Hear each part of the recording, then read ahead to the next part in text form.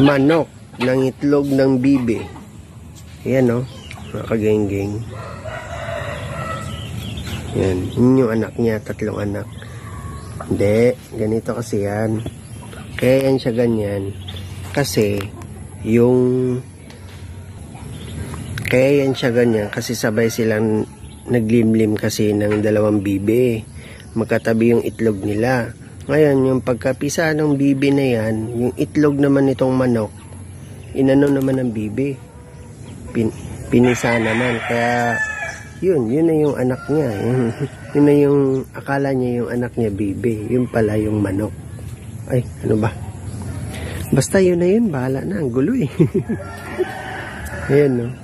Panoorin nyo na lang. Ayan. Ayan yung mga manok.